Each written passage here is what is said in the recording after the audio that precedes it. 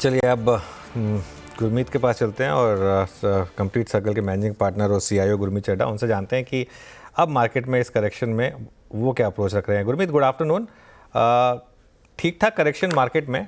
पहली बात तो आपके हिसाब से क्या रीज़न रहा, और दूसरा अब करना क्या है इस मार्केट में?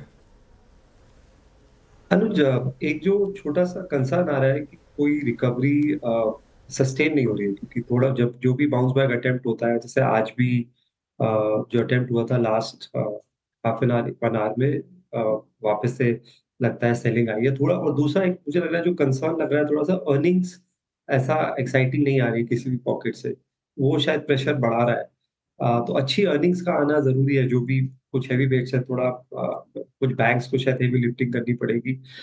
थोड़ा बहुत निफ्टी आईटी ने किया है, बट ब्रॉडर अर्निंग्स जो है अभी तक थोड़ा वीक रही है, और ज्यादा डाउनग्रेड है फिर से, और ये सेलिंग प्रेशर बढ़ा रहा है। दूसरा, यूएस इलेक्शंस को लेके भी थोड़ा मुझे लगता है कि एफआईआई शायद थोड़ा ड्राई पाउडर क्रिएट करना चाहेंगे, क्योंकि वो इवेंट भी 2 हफ्ते में है।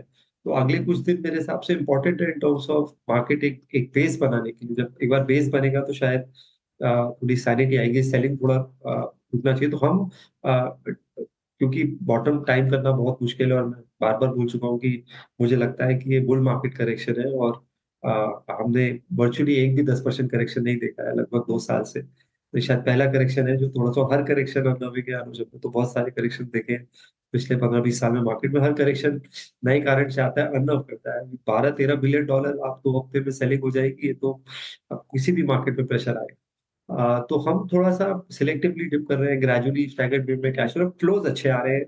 इन्वेस्टर्स से जो डिस्कशन हो रहा है वो ये है कि किस लेवल पे कितना डालना है। मुझे नहीं लगता कहीं पे पैनिक अभी है। अब यहाँ से और 5-10% करेक्शन आता है, उसके बाद क्या रिएक्शन होगा वो देखना पड़ेगा। बट अभी भी जो स्टांस है वो बाय ऑन डिप्स है। तो हमने फाइनेंशियल्स में काफ़ी खरीदारी करी है। थोड़ा-सा हमने सिलेक्टिवली आईटी कंपनीज़ में खरीदारी करी है। और हम थोड़ा-सा कॉन्ट्रेरियन कॉल ले रहे हैं डिफेंस पे, रेलवे स्टॉक्स में, जहाँ पे बहुत अच्छा करेक्शन आया, 25, 30, 40% करेक्शन। ओके। अच्छा, नहीं ये बात ठीक है। अर्निंग्स को लेकर जो बात कही जा रही है कि क्या अर्निंग्स में इस बार एक तरीके का हॉरर शो है, उससे आप कितना सहमत होंगे? मुझे लगता है वीक है अभी, हॉरर शो तो नहीं कहूँगा मैं। जैसे थोड़ा-सा जो गाइडेंस है, मुझे लगता है वो भी जैसे आज केपीआईटी ने बोला, क्योंकि वो एक ही सेक्टर पे डिपेंडेंट है, कि ग्लोबल मोबिलिटी में थोड़ा स्ट्रेस आ रहा है। तो स्टॉक्स बहुत रिचली वैल्यूड है।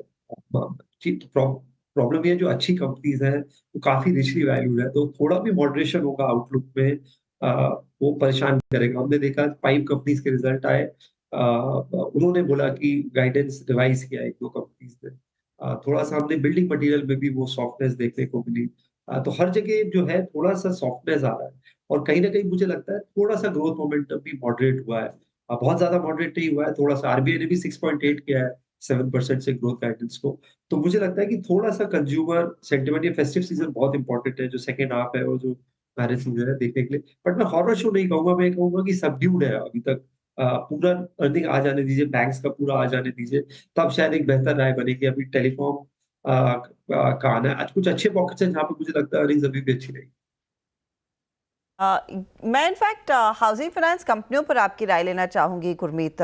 एक तो हमने यहाँ पर कैनफिन होम्स का परफॉर्मेंस देखा, अच्छा था, मैनेजमेंट की तरफ से एक सॉलिड कमेंट्री आई है, और एक कंफर्ट जोन में है कि देखिए जो दिक्कतें बाकी एनबीएफसीज और बैंकों को credit card loans, unsecured loans में हो रही है, ये प्योर प्ले हाउसिंग फाइनेंस कंपनियों में नहीं देखने को मिला है। एंड मोर ओवर इनके मार्जिन्स भी काफ़ी रेजिलियंट रहे हैं और बड़े हैं। क्या ये एक स्पेस है इस पूरे यूनिवर्स में जहां पर अनसिक्योर्ड लोन, बढ़ते क्रेडिट कॉस्ट की चिंता हो सकती है, और जो कुछ कंपनियों ने जाहिर की है, जो आपको शायद ज़्यादा सेफर रिटर्न्स दे? नहीं, अच्छा पॉकेट है, और एक अच्छी बात ये है कि वैल्यूएशन कंफर्ट है। आप देखिए जैसे पीएनबी हाउसिंग है, बुक वैल्यू पे है, उनकी अब जो बिल्डर एक्सपोज़र है वो लेस देन 2% रह गया है। 75% जो है वो सैलरीड है और पीएसयू एम्प्लॉइज़ है। सिमिलरली कैनफिन में भी यही प्रोफाइल है। और आप एवरेज टिकट साइज़ देखेंगे तो हेल्दी डबल डिजिट में है। होम फर्स्ट एक कंपनी है जिसने बहुत अच्छा किया है पीछे, साउथ वेस्ट प्रेडोमिनेंटली ज़्यादा है, बहुत अच्छी पेडिग्री है मैनेजमेंट की। बजाज हाउसिंग के आईपीओ आने से थोड़ा-सा मुझे लगता है पूरे सेक्टर में थोड़ा-सा री-रेटिंग आया है, क्योंकि बजाज हाउसिंग 4-5 टाइम्स बुक पे है और बाकी जो 1 बुक पे थे उससे कम पे वहाँ पे थोड़ा-सा रीड तो स्पेस अच्छी लगती है और मुझे लगता है बैंक्स भी चाहे वो एसबीआई हो, आईसीआईसीआई हो, उनका होम लोन में मार्केट शेयर एसबीआई ऑलमोस्ट सबसे ज़्यादा मार्केट शेयर है। तो ये एक पॉकेट है जिसमें क्रेडिट कॉस्ट बढ़ने के चांसेस कम लगते हैं। स्ट्रक्चरल डिमांड है और मिड सेगमेंट में अभी भी कोई स्ट्रेस नहीं है। हाँ, थोड़ा-सा स्मॉल टिकट लोन्स पे माइक्रो फाइनेंस पे हमने स्ट्रेस देखा है। देखिए क्रेडिट एक्सेस ग्रामीण शायद 50% करेक्ट हो गया है। अगर आप 5 स्टार देखेंगे, एक्विटास देखेंगे, बहुत जगह काफ़ी करेक्शन है।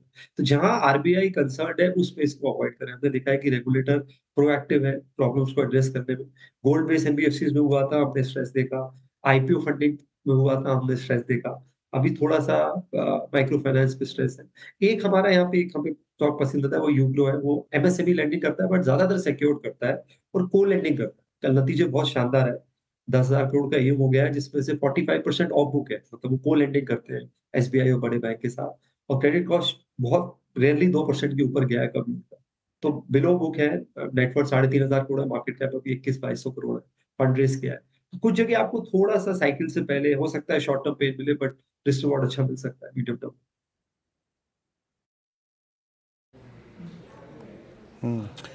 गुरमीत, आपने पहले प्रश्न के उत्तर में एक बड़ी इंटरेस्टिंग बात की कि वैल्यूएशंस आपको इन डिप के बाद उस स्पेस में अच्छे लग रहे हैं जिसको लेके इस डिप से पहले चिंता थी, और वो थे पीएसयूज। डिफेंस का जिक्र किया आपने रेलवेज का जिक्र किया। दो डैमेज, यानी एक का इटसेल्फ जो पहले हो चुका था और एक इस बाजार के साथ। फॉर इंस्टेंस आज एचयूएल जो है वो Hindustan aeronautics below 200 day expansion में बचे। आपका पिकिंग ऑर्डर क्या है इसमें, डिफेंस में और रेलवेज में? तो हमने डिफेंस में एचएएल ऐड किया है रिसेंटली पोर्टफोलियो में। हमने रेलवे स्टॉक्स में टीटागढ़ ऐड किया है। हमने पीएसयूज में, बैंक्स में एसबीआई और बैंक ऑफ बड़ौदा थोड़ा-सा ऐड किया है। और हमें लगता है यहाँ पे ऑर्डर बुक की विजिबिलिटी है अगले 5-6 साल की। हमें अर्निंग विजिबिलिटी दिखती है कि एग्जीक्यूशन कैपेबिलिटीज़ है। और एसबीआई बहुत समय से आप देखिए कंसोलिडेट कर रहा है। और अगर आप पूरा पीएसयू बैंक इंडेक्स देखेंगे शायद 11 पी पे है, पूरा बैंक निफ्टी शायद 15 पी पे है। तो मुझे लगता है कि अगर आप वैल्यूएशन वाइज़ देखें, जबकि अर्निंग्स अच्छा आ रहा है, वैल्यूएशन वाइज़ शायद 15-20 साल के मीन वैल्यूएशन से भी लो है। कोई भी बैंक अभी आपको 4-5 बुक पे नहीं दिखता है। सिमिलरली थोड़ा-सा हमारा एक्सपोज़र हम थोड़ा-सा और इंफ्रा लेंडर्स पे भी हम थोड़ी-सी निगाह कर रहे हैं कि अगर और करेक्शन मिलता है, तो क्या हम उसपे वो कर सकते हैं। तो जैसा मैंने बोला कोई जल्दी नहीं है बट क्या होता है जब ज़्यादा करेक्शन आता है व्यूज़ी तब करेज चला जाता है, कैश होता है। तो आपको स्टैगर्ड वे में ही करना पड़ेगा और एक बहुत पुरानी कहावत है कि पास्ट करेक्शन हमेशा अपॉर्च्युनिटी लगता है, करंट वाला हमेशा रिस्क लगता है। तो थोड़ा इमोशन और बिहेवियर का रोल्स आप यहाँ पे बढ़ गया है और आपको थोड़ा ग्रेजुअली नेविगेट करें तो बेटर रहता है क्योंकि उससे आप क्योंकि और मार्केट गिरता है तो करेज कम हो जाता है डिप्लॉयमेंट।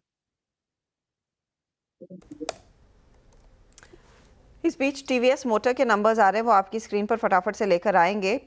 थोड़ा सा मिस है क्योंकि अनुमान से कम प्रॉफिट का फिगर ज़रूर दिखाई दे रहा है। 560 करोड़ के आसपास कंपनी ने अपना 660 करोड़ के आसपास कंपनी ने अपना प्रॉफिट डिलीवर किया है। 23% तक की वृद्धि ज़रूर है। इस बार ये अनुमान था करीब 700 करोड़ के ऊपर ये फिगर जाता हुआ दिखाई देगा।